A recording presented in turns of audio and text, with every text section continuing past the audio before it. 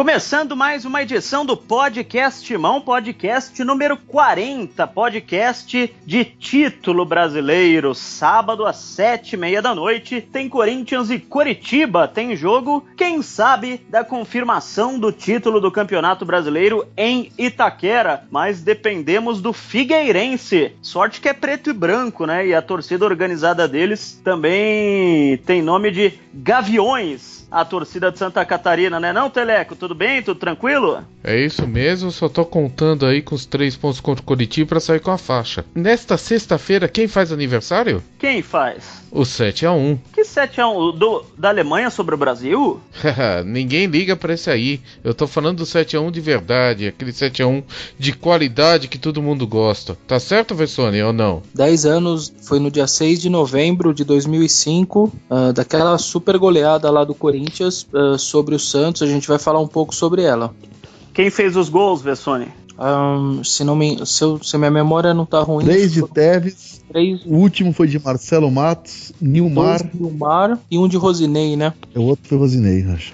Calma aí, deixa eu ver se a conta tá batendo. 3 do Tevez... 1 do Nilmar, 4. Não, 2 do Nilmar, 5. 2 do Nilmar. 2 do Nilmar, 5. 1 do Marcelo Matos, 6. E 1 do Rosinei, 7. E quem marcou Marcelo pro Matos Santos? foi de falta. Geilson. Geilson marcou pro Santos. E o goleiro do Santos é o goleiro que tava no São Caetano, né? Saulo. Eu entrevistei ele outro dia, o Saulo, que fala que até hoje não consegue sair na rua sem alguém falar: você é aquele goleiro do 7-1, marcou a carreira do Saulo, coitado, aquele 7-1 do Corinthians. Não te cumprimentei, o cumprimentamos hoje, Vitor Guedes, fomos mal educados. Tudo bem? Tudo tranquilo contigo? Vocês são mal educados sempre, agora é a primeira vez que foi no ar. Tá tudo ótimo comigo, estava no 7-1, estava no Pacaembu, como eu também estava no Mineirão no 7-1. Confesso que me diverti mais no primeiro. Tudo tranquilo, poderia estar melhor se a CBF não fosse patética, se os pontos corridos não fossem ridículos e se tivéssemos uma final de verdade no mesmo dia, né? Mas enfim, a gente já é hexa um mês, será hexa e vai virar história como o 7-1 é história. Vou perguntar para os três, a polêmica da volta olímpica. Na terça-feira o Wagner Love falou que alguns jogadores do Corinthians estavam planejando uma volta olímpica e parte da imprensa, um pouco mais conservadora, na minha opinião, ficou por como que vai ter volta olímpica se não ganhou matematicamente. A minha opinião é, deixa os caras comemorarem. Pra mim não é desrespeito algum ao Coritiba, ao Atlético Mineiro. Mas quem inventou foi o Tite, né, Belo? Os jogadores do Atlético Mineiro já reconheceram que o Corinthians ganhou o título. Pô, imagina se ganhar do Coritiba. O Tite, Vitão, eu acho que tá no papel dele. Ele falou, ele, pelo menos publicamente, ele não falou assim, eu proíbo volta olímpica. Ele falou, eu não faço, os jogadores fazem. Mas a imprensa não foi eliminada, né? O Corinthians, você estava lá no Independência, a torcida gritou é campeão e os jogadores rodaram camisa, quer dizer, a gente até falou sobre isso no podcast 39. Eu acho que não vai dar a volta olímpica, até porque não tem uma taça oficial, né? Mas vai fazer a festa com a torcida, se ganhar o jogo, vai bater palma, vai aplaudir a torcida, enfim. Até porque não tem o menor sentido não comemorar a vitória, né? Mas eu acho que volta olímpica sem a taça, que já é campeão já é um mês, né? Seria campeão se perdesse do Galo. A questão é a taça mesmo, né? O que falta agora é a matemática. E aí, Vessone, você acha que vai ter... Pra mim, eu concordo com o Vitão, vai ter comemoração sem volta olímpica. Eles vão fazer uma volta meio disfarçada, vão ali na Sul, batem palmas, vão na Leste, batem palmas. Uma volta olímpica meio xoxa. O que você acha, Vessone? Não, é isso mesmo que vai acontecer, tenho certeza também. Cada um vai sair por um lado, vão curtir da sua maneira e a torcida vai fazer a parte dela com faixas, como foi contra o Palmeiras, por exemplo, quando eles abriram aquela faixa enorme, pentacampeão. Na arquibancada vão ter 5 estrelas, eles vão fazer a 6ª estrela dessa vez, a torcida vai abrir faixas, enfim, os fotógrafos vão tirar as fotos e as imagens vão rodar, e aí a hora que os jogadores perceberem aqueles adereços todos pelas arquibancadas, etc., eles vão ali curtir com a torcida, etc. Não vai ser uma comemoração, não vai ter volta olímpica, nada, mas também não vão deixar ali a torcida, simplesmente vão baixar a cabeça e entrar pro vestiário, também isso eles vão fazer. Ô Vessone, você falou da torcida abrir uma 6ª estrela, levar faixa é campeão. Eu não sei, a informação que eu tinha recebido da Gaviões é que não ia ter nada disso. Você recebeu um outro tipo de informação? É importante até a gente passar aqui pro ouvinte do podcast. Não é nem questão de informação, não. É só uma impressão que eu tenho, enfim, não foi informação, não falei com ninguém, mas normalmente eles vão atrás desse tipo de coisa, assim, de buscar esse tipo de adereços, a não ser que eles estão com essa precaução, enfim, e evitar esse tipo de coisa, mas, sei lá, vai acabando o jogo, fazendo 14 pontos, faltando 15 para disputar, é muito difícil de acontecer alguma coisa, obviamente, né?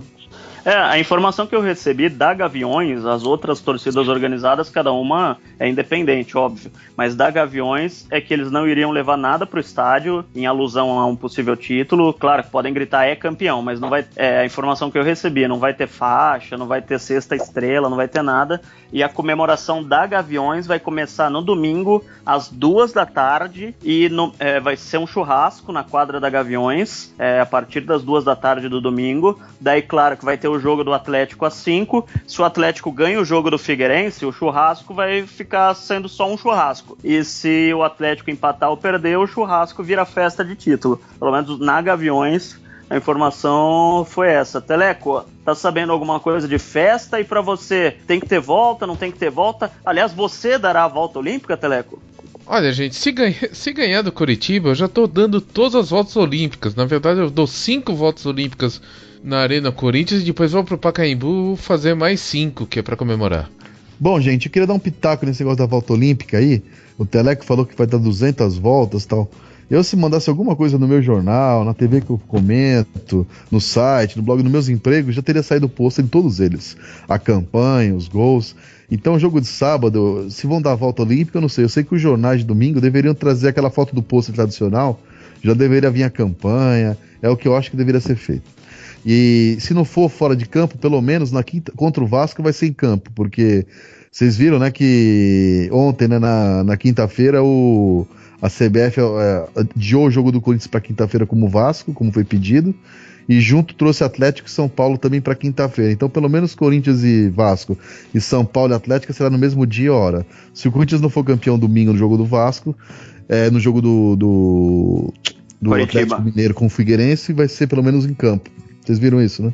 E vai ser interessantíssimo se o título acontecer em São Januário. Vai ser em São Januário ou Maracanã? Só me tirem essa dúvida. São Januário. São Januário. Se o Corinthians for campeão em São Januário e selando o rebaixamento do Vasco da Gama. Imagina, assim, o cenário mais absurdo possível. São Januário lotado de vascaíno. Vai ser interessante pra quem não estiver lá, né? Porque quem tiver lá vai ser o caos pra chegar e pra sair, né? Vai ser uma eu estarei, já tô pensando nisso, por isso que eu tô pensando.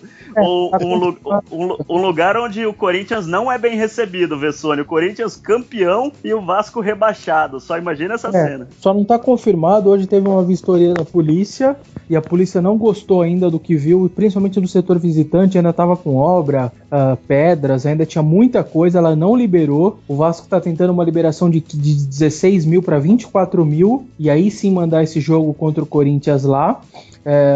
Se isso não acontecer essa liberação nos próximos dias, deve acontecer, na verdade, até amanhã, no mais tardar no começo da próxima semana, esse jogo vai pro Newton Santos, né, pro Engenhão, e o que seria aí, na verdade, pro torcedor do Corinthians uma boa notícia, porque vai poder ir até mais gente pro Rio de Janeiro, etc. Se for em São Januário, certamente não vai poder quase ninguém, vai só que a rapaziada de sempre das torcidas organizadas. Sem chance de Maracanã, Vessone? Não, Belo, o Maracanã tá fora, vai ter um show no domingo do Perdian, e falei com um colega meu que era do Lance, hoje tá na assessoria de imprensa do Maracanã, e ele disse que o palco vai ser montado desde quarta-feira, então não tem chance nenhuma desse jogo na quinta-feira acontecer no Maracanã. Ele até comentou que o Maracanã lamenta muito desse jogo não acontecer lá, porque ele sabe que a presença de torcedor do Corinthians seria muito grande, e ele até disse, certamente a torcida do Corinthians teria aquele lugar de 8 mil lugares que fica no setor norte, só que em caso da torcida do Vasco, por exemplo, não pegar o setor norte, porque ela gosta de ficar no setor sul,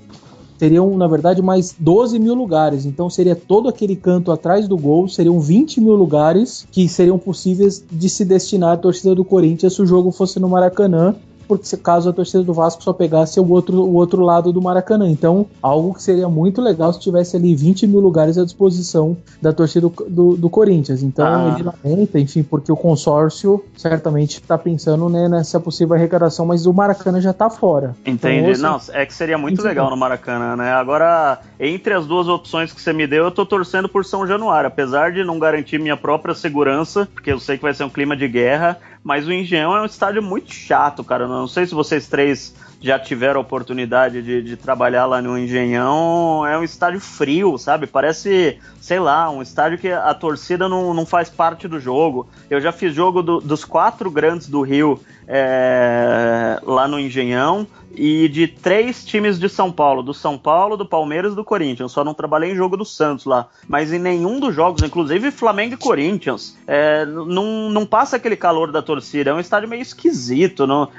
Ganhar um título lá, não sei se vai ser das coisas mais entusiasmantes não, lá no Engenhão. Vou torcer por São Januário, então. A única diferença pro time que jogou com o Atlético foi o Elias voltando no lugar do Rodriguinho. Então foi Cássio, Edilson, Felipe, Gil e Guilherme Arana, Ralf, Jadson, Elias, Renato Augusto e Malcom, e Wagner Love. Você tá falando da quinta-feira, né? O Wendel e o Fagner, eles começaram a treinar com bola.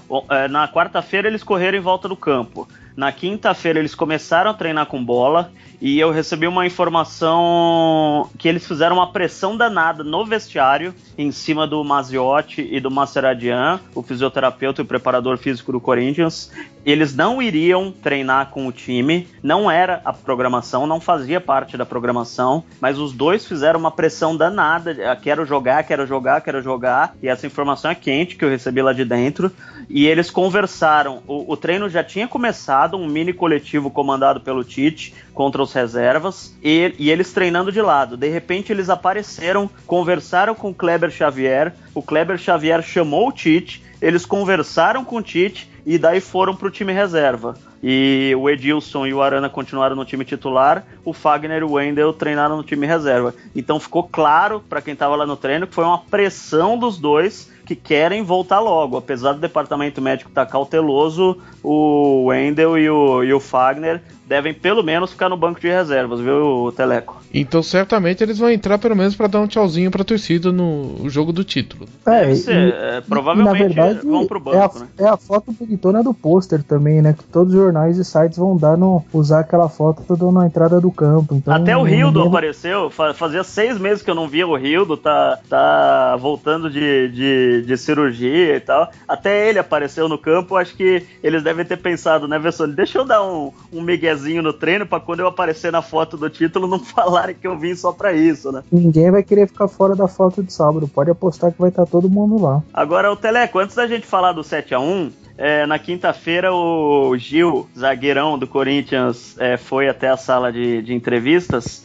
E eu perguntei pra ele sobre o Felipe, na verdade, né? A pergunta era sobre o Felipe, que admitiu ter sondagens do futebol do exterior. Alguns dizem que ele tá certo com o Napoli, outros que o Wolfsburg fez uma proposta por ele, enfim. Eu pessoalmente acho muito difícil o Felipe ficar no que vem. Mas a pergunta foi feita para o Gil e vamos ouvir o que ele respondeu sobre a possível saída do companheiro de zaga. A gente fica feliz com essas especulações aí, até porque a gente sabe que quem convive aqui no Corinthians sabe um pouco da história do Felipe aqui, tá desde 2012, se eu não me engano, tem feito um grande campeonato. Para mim também é indiferente, não chegou nenhuma proposta ainda, eu penso totalmente aqui no Corinthians, acabei de prorrogar meu contrato também, mas a gente não sabe o dia de amanhã, né? Então a gente fica feliz aí com o interesse, mas a gente deixa nas mãos dos nossos empresários e pensar totalmente aí nesses 5 últimos jogos aí, porque a gente sabe que tem muita coisa pela frente e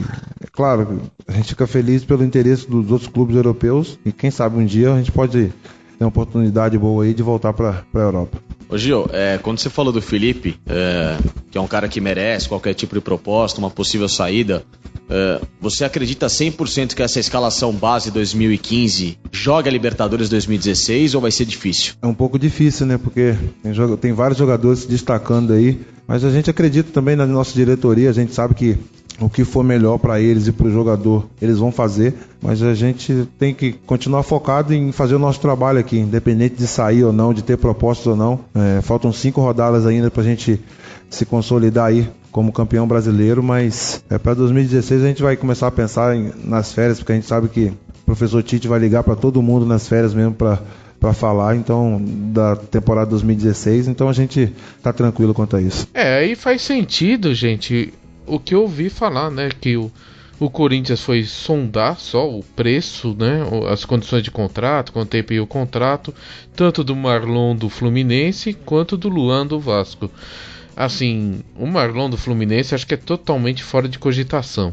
E o Luan do Vasco de repente pode dar jogo, que o Vasco tem 55% dele e 45% é do próprio jogador. E também o Pascoal falou outro dia que o Corinthians está monitorando o Gemerson. O Gemerson então é astronômico, mas todos têm o mesmo perfil: zagueiros jovens, titulares em times grandes. E eu ouvi do Jeromel, você ouviu alguma coisa a respeito, Teleco? Olha, do Jeromel, o negócio é o seguinte, o Grêmio, ele já tinha tudo acertado com o Jeromel, porque vai vencer o contrato dele com o Colônia para ele ficar aí mesmo no Grêmio. Só que, recentemente, a gente já ouviu ele ligado ao Santos, já se ouviu esse boato dele no Corinthians, então alguma coisa parece não estar tão certo como estava, né? A gente continua monitorando aí, né? Mais uma especulação. De repente pode ter alguma coisa aí diferente. Como está o dinheiro do Grêmio? Tá baixo. Então pode ser que tenha alguma coisa aí. Certamente não ia aparecer o Santos pedindo o Jeromel se o Jeromel não soubesse, né? De algum jeito eles perguntaram pro Jeromel antes. E aí, Vessone, você tá sabendo de alguma coisa sobre zagueiro vindo pro Corinthians? Não, de verdade não. Nenhum, assim. Nem saindo, nem chegando. O irmão do Jeromel é sócio daquele time americano, né? Que o Corinthians, inclusive, se hospedou. É Fort Lauderdale, se eu não me engano. Fort Lauderdale Strikers. Você precisa repetir o nome do time? Desculpa a pronúncia, Teleco, me senti até mal agora. Mas o irmão do Jeromel é um dos sócios, né, daquele time, e o Corinthians se daquele hospedou... time não, repete o nome aí, rapaz. Eu não vou falar, depois dessa pronúncia do Teleco eu me recuso. O Teleco vai ser o pronunciador oficial. Fala aí, Teleco. Fort Lauderdale Strikers. Exatamente, o Corinthians se hospedou lá e jogou contra o Colônia, né? Ainda, que era o time do Jeromel. E o Jeromel é sócio do Elias aqui na sanduicheria dele. Que tal sanduicheria? É fronha ou não é, Vitão? Como é fronha em inglês?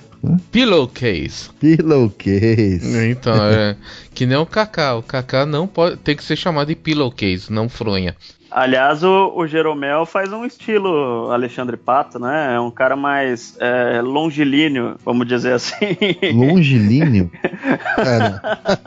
Isso sim foi fronha. Eu fechei o bloco. Eu vou botar no podcast 69, que até lá eu vou...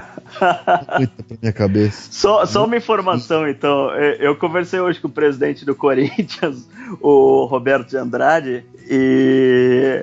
Aliás, ele tá na presidência. Eu conheço o Roberto faz pelo menos uns 5 anos e até hoje eu não sei se eu chamo de Roberto de Andrade ou Roberto Andrade. Eu sei que o certo o certo é de Andrade, mas eu não sei qual que ele prefere. Mas enfim, eu chamo do jeito que tá a certidão dele, Roberto de Andrade. E ele falou o seguinte: vão ser no máximo 3 contratações para a próxima temporada. Uma, Alain Mineiro, pra mim tá certa. O Douglas, pra mim, não conta. Tô falando tudo na minha opinião, não é informação. O Douglas não conta porque vai ser emprestado. O goleiro do Bragantino não vai vir pra jogar. Então, uma, Alain Mineiro. Faltariam 2, pelo menos isso é do que eu tô sabendo, pro início do ano. O que vocês acham? Essas 2 outras contratações seriam um zagueiro e um atacante? Tem que vir um centroavante, né? E o Dentinho não tava palavrado? Pro começo ou pro meio do ano, né? Se o time dele no Shakhtar, né? Não liberar no começo do ano, vai ser só depois da Libertadores, que o contrato dele termina no meio do ano. E se não houver um acordo, o que parece que não vai ter, né? Porque o time lá é chatinho com essas coisas de liberar jogador antes. daí seria só depois da Libertadores, na metade da temporada, ele fica livre e o Corinthians não tem que pagar nada, Teleco. Vamos ver, né? Eu já ouvi pelo menos umas 10 especulações de jogadores de lado pra vir pro Corinthians, né? Vamos ver quem que aparece aí até o meio do ano. E vai depender muito do Pato, né? Se o Corinthians vender o Pato, vai ter uns 50 milhões de reais na conta. E uma parte do dinheiro com certeza vai ser usada para pagar dívidas, mas alguma parte pode ser usada para trazer um cara um pouquinho mais caro, né? Um cara que não seja o Alain Mineiro, jogador da Série B, né? De repente um jogador de Série A de Campeonato Brasileiro.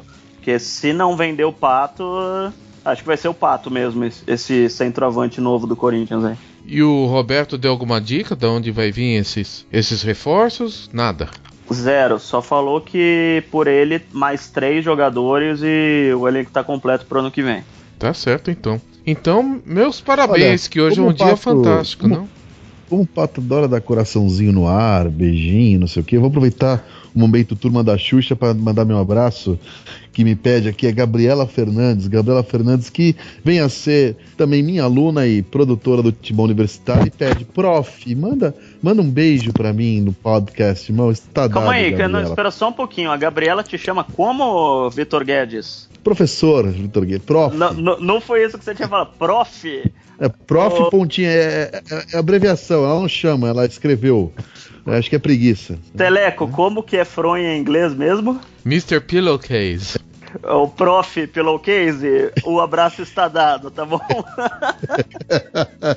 Bem, por falar em abraço, eu queria mandar um abraço pro Paulinho, meu amigo, que em toda a sua vida torceu para um único time, o Esporte Clube Corinthians Paulista. Tá certo. Eu queria mandar o meu abraço pro Júlio César Matos, pro Rodrigo Corinthians, os dois perguntando se não vai sair o podcast Timão. Tá saindo, tá no forno. Adriano Bittencourt, uma pergunta pra vocês: com o rodízio de capitães do campeonato, quem dos jogadores vai erguer a taça? Essa é pra você, Vessone, que foi matéria Gil do falou lance. Todos, né? Ah, mas sempre tem que ter um, né? Tem que ter um... na burocracia do time, um jogador vai ter que ser designado como capitão na hora da taça. Eu colocaria o Ralf. E aí, Ralf Rodrigo? também, Ralf. Mas pela matéria que vocês fizeram, tem alguma dica, não? Não, a matéria só diz que na verdade pintou essa dúvida. A gente levantou todos os capitães pelo brasileiro. O Ralf e o Renato eram os dois com 5 jogos, eram os que mais ficaram durante o campeonato. E aí a gente fez uma enquete no Lancinete, etc. E pelas redes sociais o Ralf ganhou disparado. Então a identificação do torcedor desde 2010, as pessoas lembravam que ele nunca tinha sido capitão e que ele merecia por tudo que ele passou no ano, etc. Então eu concordei com essa maioria aí, eu voto no Ralf também por todo esse histórico. E aí, Teleco? Eu voto no Romero. A gente tem... Para. Que isso, para com isso. Fala sério, Teleco. Eu gostaria que fosse o mais antigo do elenco que colocasse lá. Eu acho que hoje é o Ralf, né? Ou o Danilo, quem chegou antes? Acho que chegaram mais ou menos na mesma época, quem né? chegou antes mesmo foi o Elias, mas ele foi e voltou, né? Na verdade, engraçado, o Danilo e o Ralf, eles se apresentaram juntos, na verdade, em 2010, no mesmo dia. Eles se apresentaram na sala de imprensa juntos. Mas o Danilo já foi, ele levantou a da Recopa, se não me engano, foi ele, ou no Campeonato Paulista, um dos dois. Então, por isso que eu acho que o Ralf merecia. Eu voto no Ralf também, concordo. Eu não tinha pensado sobre isso, confesso, e pelas explicações do Vessone, pelo voto do Vitão, eu voto no Ralf também. Tá aí a resposta pro Adriano Bittencourt, nosso ouvinte. O Adriano Bittencourt, que com certeza se lembra do 7-1, que o Vessone lembrou bem, o Teleco também, tá fazendo 10 anos nessa sexta-feira, 7-1 do Corinthians sobre o Santos. O Vitor Guedes falou que estava no Pacaembu, só não sei se estava trabalhando ou se estava passeando, Vitor Guedes. Estava trabalhando, mas confesso que me diverti horrores. Eu já era trabalhando pelo Jornal Agora, né? Trabalho no Jornal Agora desde 2001, virei colunista lá em 2006, 2005 eu era ainda setorista, cobri o dia a dia do Corinthians, e fiz esse jogo com um repórter do jornal que estava ao meu lado, que era santista, era vivo, né? Não trabalha mais no Agora, que é santista roxo, que estava do meu lado, então foi mais divertido ainda, né? Ele chegou a comemorar o gol do Geilson, o gol do 1-1, ainda mal sabe ele, né? Como diria o outro, sabe de nada, inocente, né? E foi o primeiro 7x1 da minha carreira de torcedor, de trabalhador, de tudo.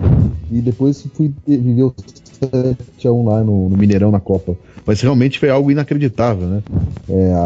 Amava, parecia um time de patos do Santos, assim, a força que eles estavam correndo, enfim. Mas o Tevez jogou muito, foi um jogo inesquecível, assim.